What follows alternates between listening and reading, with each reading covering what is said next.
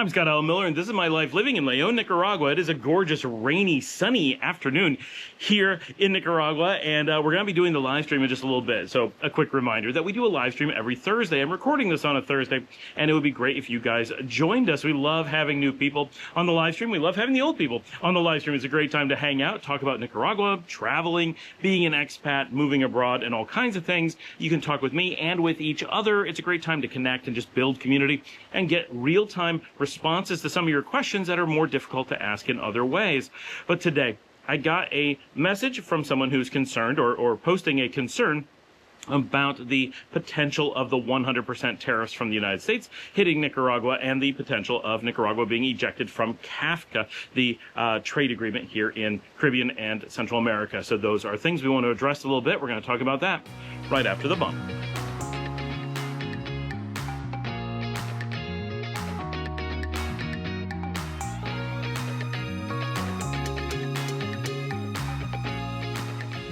In 2024, the United States represented the single largest trading partner with Nicaragua, which should be mostly obvious. The United States is an enormous economy and very physically close to Nicaragua. We're close to the ports at Houston, the ports at New Orleans, the ports at Miami, and we have reasonable access to the ports at Long Beach, for example. We are pretty well positioned for reaching the United States and have a long history of shipping with the United States, going way back to a significant time. Of course, we have some history before that, but really significant. In the 1840s, the famous 49 gold rush came through the port of San Juan del Sur here in southern Nicaragua. So we have this really long history of logistics and shipping and supplies with the United States. So the United States is our number one trading partner, is not in any way surprising, hopefully, to anyone.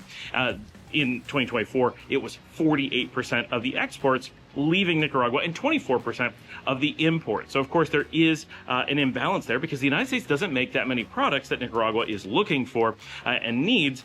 So they just don't have a good supply of things here. But Nicaragua makes exactly what Americans need, which is predominantly foodstuffs, right? We are a big agricultural superpower down here. We have a lot of food. Now, recently, the United States just lashing out at anyone and everyone in Latin America. They've managed to completely alienate Mexico, Brazil, Venezuela, and as of yesterday, Colombia, but that was going to happen no matter what.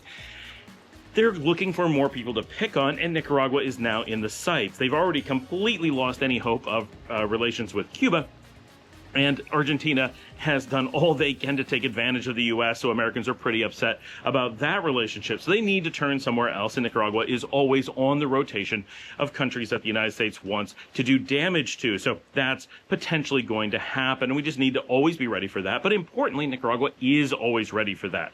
This is not something new nor dramatic. This is, first of all, just posturing at the moment. But it is absolutely possible that a 100% tariff and a ejection from CAFTA could take place. These are realistic worries. So let's talk about them a little bit.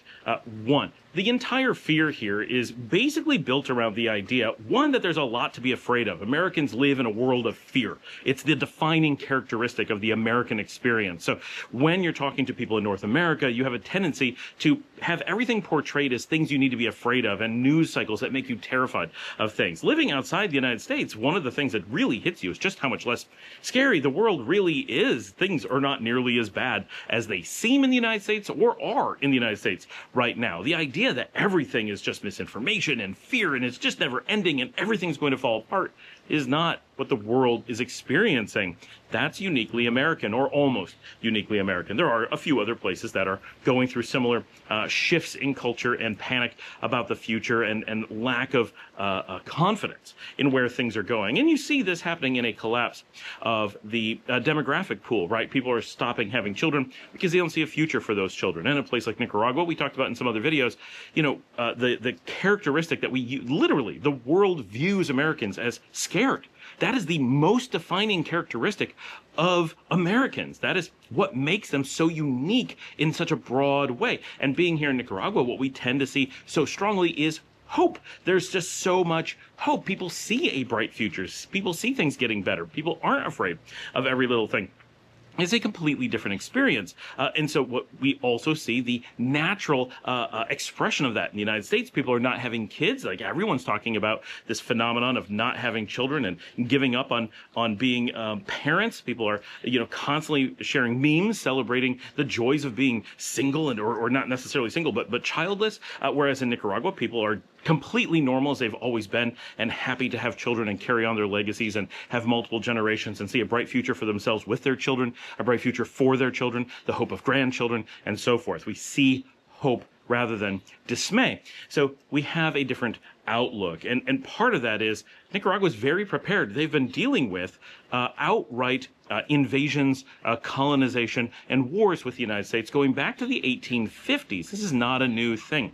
We've been dealing with genocide, with cities being burned to the ground, people being slaughtered for no reason, just because they're a different racial group, they're a different linguistic group, right, than the United States. So Nicaragua has a history of dealing with this. They were occupied for 70 years during the 20th century. But in the long run, Nicaragua has kicked out the colonial invaders in the 1850s. They eventually won the Sandinista Revolution. They eventually won the Contra War. They eventually overcame the manipulations of the voting. They have managed to get past all those things that the U.S. has done to them over the years. And generally most of those things are vastly more dramatic than anything we're talking about today. So when we talk about, we've been prepared and won war after war and political manipulation and really dramatic things. And now we're talking about putting a tariff, which is a tax on Americans, on Nicaraguan products. Well, yeah, it's a negative. No one's going to say that's a great thing.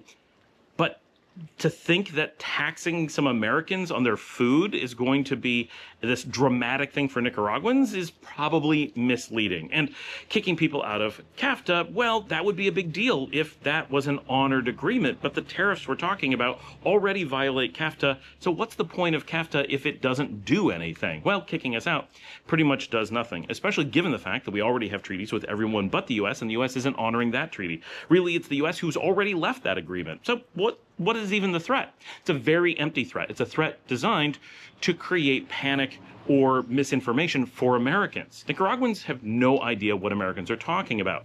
Tariffs are an interesting thing. They sound dramatic to Americans, but to anyone in the rest of the world, when they talk about tariffs, people are like, we don't really care how much you're taxing your own citizens. That's your business, right?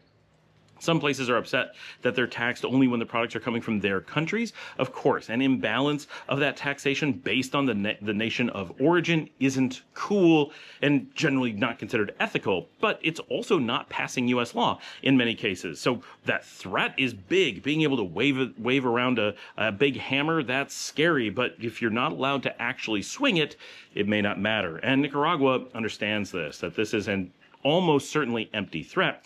And even if they do action it, the things that we're exporting to the United States are primarily agricultural, and the U.S. only buys from Nicaragua what they absolutely have to buy from Nicaragua. The U.S. does not intentionally buy products from Nicaragua, never has. It hates Nicaragua and wants to do as much damage as possible, but it doesn't want to lose out on getting food, so it keeps buying the products that it needs from Nicaragua. So if you add on 100% tariff or move up to 100% tariff, you have to ask yourself, are Americans going to stop buying from Nicaragua and just do without those things? Or are they going to let their prices increase and simply pay the taxes that the government is levying on them? Well, we've been watching this for a while, and most Americans are quite happy to simply pay more. So that doesn't really provide much of a threat for Nicaragua. We've already had CAFTA, for all intents and purposes, dissolve. We already have tariffs on us, and the additional tax on Americans buying products from here is a minimal threat. Will it reduce the amount that is shipped from Nicaragua to the United States? Absolutely. It is almost guaranteed to do that, possibly by relatively large amounts. But is it going to crush the Nicaraguan economy? Is it even at a point where Nicaraguans care or are talking about it? Well, it's very clear no Nicaraguan is talking about this. This is 100% a news cycle for Americans, not for Nicaraguans. Nicaraguans just don't care. It doesn't really affect them. They like the idea of not being tariffed, of course, but the actual act of tariffing doesn't affect a normal Nicaraguan. It doesn't even make sense to them, and they know what taxes are. So saying, we're going to tax Americans if they buy from you. They're like, and so? Well, okay, right? It's such a weird threat to use to the outside world, but it's a real threat to Americans. So Americans act very emotionally to this because on one side, they like to be angry because of this fear, right? Fear makes people feel anger. And they're so used to being just taxed everywhere that they kind of get angry, but also just accept it. It's sort of a weird situation. The tariff thing is really exposing just how little Americans understand taxation and how much they're willing to be taxed happily, right? Many will actually promote it and then lose their own businesses. It's wild. But so here's the thing that's really happening in Nicaragua, just to give you an idea. And it's interesting that people send these questions or comments or fears, and those fears themselves, if you put them together, solve themselves, right? So the United States is the largest trading partner with Nicaragua, but not really by choice.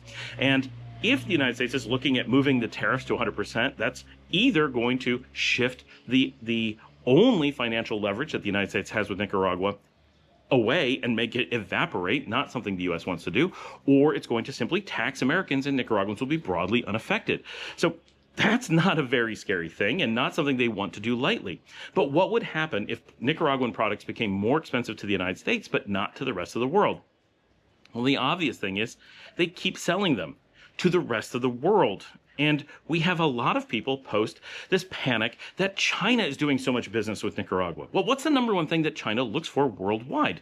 Food. That is what China is mostly looking for, and mostly what China has trade with Nicaragua. The trade with the United States was very large last year, but the trade with China grew astronomically last year. So while, yes, it would be preferable to maintain the export levels that Nicaragua has with both countries and benefit from all of it, Nicaragua does have the very real potential, because we are a very small country and have already got these mechanisms in place to shift what is being sold to the United States and simply sell it to Asia. We already have the shipping routes in place. We already have the trade agreements in place. We are prepared to be the breadbasket for much of Asia practically overnight. And that's a really big deal that I think people are not putting these misinformation or fear-mongering topics together. They take them in isolation. The U.S. is going to put on a tariff. So China's going to buy a lot of stuff. So either one on its own doesn't really seem like a bad thing. But put them together and suddenly it's an answer. The United States is going to optionally take itself out of the market and allow China to buy the products from Nicaragua. Well, Nicaraguans don't care. They're just making food and shipping it out. That it's going to China instead of the United States, yes, if you were to look on paper and know that that was happening, most Nicaraguans would be happy with that. They would rather sell to China than to the U.S. China has treated us very well. The United States has done anything but treat us well. So there's not any love lost on selling products somewhere else. If China's going to benefit from that, great. The real question is, why aren't Americans furious that clearly there is a tariff threat designed to feed China at the expense of Americans? Why are people not angry about this? Just like the farmers in the U.S. are angry that their subsidies were taken away and given to their competitive farmers in Argentina. That's crazy. And people are angry, but they're not really doing anything about it. Well, same thing here. All the people who need cheaper food and are getting it from Nicaragua at low cost, that's being threatened. You're being threatened in America. We're not being threatened in Nicaragua. So Americans are being threatened with more expensive food and less access to variety and quality. And they're just threatening to promote it into China. China's the winner here. Clearly, someone is either issuing an empty threat or acting as an agent for China. It's a weird place to be, but the one group of people who aren't concerned are Nicaraguans. We're not really in a position of being scared by this in one way or another. So for me, living here, people are like, you really need to be worried. I'm like, I don't think that's true. Is there going to be a lot of change? Yes, change is scary, and that's where fear, uncertainty, and doubt become really powerful. But in reality, I don't think we have too much to worry about. We have a government that has proven time and time again to be on the ball and knowing what they're doing, being prepared for things before they actually happen. It's clear to see, even without knowing, that the government has a good track record of protecting against these kinds of things, that everything is positioned so that this isn't a real threat, and the threat really only makes sense to Americans. And further, in the post that was sent to me, they said, Americans need to consider that they've been living in a bubble of preferential treatment that's going to go away if they stop being the largest trading partner of Nicaragua. Well, that sounds great, right? Or it sounds really bad. I mean, but it's a powerful soundbite, except it leaves a few things out. If you've actually been to Nicaragua as an American, you'll know quite quickly you're not really given preferential treatment. I mean, we're treated well, but everyone's treated well. We're just treated equally. That's not exactly a bubble, right? Nicaragua has a long history of treating people as humans and not discriminating on them based on the nation of their birth unnecessarily, right? That's a ridiculous thing. Only in America does that really sound so scary. In Latin America, the idea that they're going to be racist in that way just isn't how it tracks. That's not the norm. So that's surprising across the region and super surprising in Nicaragua, where that is just not how things work. So we have no fear of that. We're not in a bubble. We're not getting preferential treatment. If anything, we do sometimes get a little bit more side eye and a little bit more scrutiny because we're coming from a nation that is so antagonistic, right? The relations between the U.S. and Nicaragua aren't frosty. They're hostile, right? And the United States has not stopped being hostile since the 1850s. This is 100% on the U.S. Nicaragua's never invaded the U.S. The U.S. has only invaded Nicaragua. So this is a hostile warmongering posture, as it has always been. That's never changed. So the fact that there might be some trivial financial thing that may not even be legal, may not last very long, it may not have any impact whatsoever, is really a silly thing to think is going to create a collapse. If war after war and manipulating the government and dealing with treason and all kinds of things here didn't cause Nicaragua to suddenly become racist, do you think a little bit of trade deficit adjustment is going to? No, that is not a thing. The second part there is that the idea that we're given preferential treatment because of this giant trade level is also misleading. There isn't that preferential treatment. That's the bigger piece, I guess. But the idea that Nicaragua cares so much about that trade in that way and would treat citizens who aren't involved in that trade preferentially makes no sense at all, right? So that's also not how things work. That's not how real countries and people think. It's a weird thing, and it sounds good to people who are not aware of how governments work or not thinking or empathizing with the players involved and just kind of looking at it from a, well, this is kind of things they throw out news cycles because it sounds good and they don't have to explain it. Sure.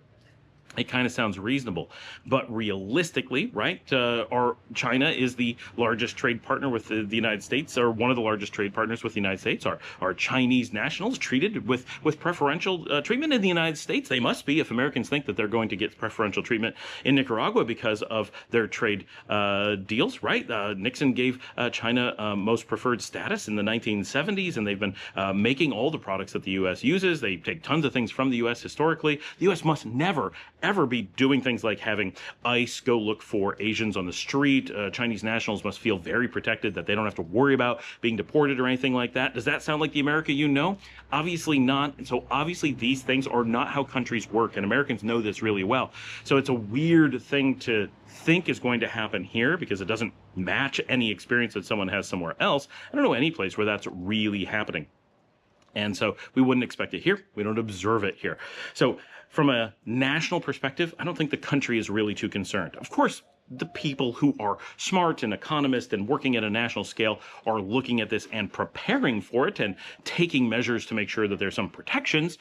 But that's different than being worried. That's just being prepared, right? But to those of us on the ground, whether we're living here or working from here or investing here or whatever, it's of pretty minor relevance to almost all of us. The chances that you're going to run into someone who lives here who is doing business and exporting products to the United States, which could happen. I do know people who have done this, but they are very, very few and far between.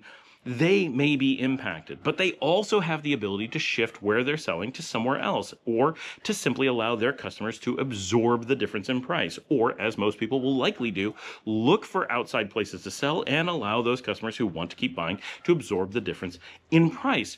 Americans are being taxed. There's a worldwide way of dealing with this. It works pretty effectively. And one thing we know for sure, prices in the United States are going up, selection is going down. And so we know Americans are paying those taxes. Maybe not 100% of them, but it looks like they are. And in most cases, more than the tariff rate, right? Because the tariffs are used as an excuse to raise prices across the board, even when the tariff doesn't affect them that much. So the taxation on the American public is at hand. The people who should be concerned about threats like this, threats of the tariff, threats of leaving CAFTA, are the people who are actually impacted, Americans. They're the ones who are in the fragile economic position right now. The U.S. economy is theorized to have already collapsed, and there's a desperate play to keep it propped up to go as long as possible without people realizing. Whereas Nicaragua is year over year the strongest economy in Latin America. Those numbers just came out, which is really encouraging, and we're projected to be the strongest next year. So being in the stronger economic position doesn't really make us the ones who are scared. Change in this case is to our benefit. Change is what Americans are going to fear. The U.S. economy is the one that is teetering on the brink of collapse. So that is who should legitimately, if anyone is going to be afraid of this, it should be Americans. The reality is I don't think anyone should be afraid of this, because the trade deal between Nicaragua and the United States simply isn't that large. While Nicaragua can do damage to the U.S. by not supplying it with low-cost food, it's not that big a component of the food supply. You'll see minor increases in overall prices. You will see Nicaragua shift food somewhere else. You see a small diminishing in overall food supply in the U.S., and that will be about it. And over time, Nicaragua will establish trade routes to other players, Canada, Asia, possibly Europe, possibly more of Latin America, and simply lose dependence on the United States. And the role that the U.S. is capable of playing in the region will simply erode away, which is exactly what we're seeing in all the regions here. It's exactly what we're seeing, especially in northern South America, where the U.S. went from a major ally to now a non-player in the region. So that's really critical. The U.S. is doing, in case you're wondering, everything that the U.S. is doing in the region has one commonality. It is designed to push everyone into the region, into the Chinese sphere of influence. And that's probably a really good thing. But it's interesting that so many Americans are working so hard to promote the fear-mongering in the U.S. to create a situation where Latin America leaves the U.S. sphere and joins the Chinese one out of necessity. So think about, anytime you hear this stuff, who's actually getting the money and why they would be promoting China so hard. It's an interesting question, and that's what's far more interesting than anything happening here in Nicaragua. We're just maintaining the status quo and playing by the rules. So ask, if you want to go deeper and really figure out what's going on, start looking into how those economic components work in the United States. And that's where you'll find a lot more interesting questions and probably very few answers. Thanks for joining me. Like and subscribe. If you'd like to help support the channel, you can buy me a coffee at buymeacoffee.com/ScottAllenMiller. Come directly to me. It's like Patreon. Help support the work that we do here and all the equipment and licensing and software and stuff that we need in order to do the show. Get in those show notes and say hello, ask your questions, get in the in the comments. In the show notes, you can find information on how to contact me or send in a video. Remember to join us on Thursdays for the live stream, and I will see all of you tomorrow.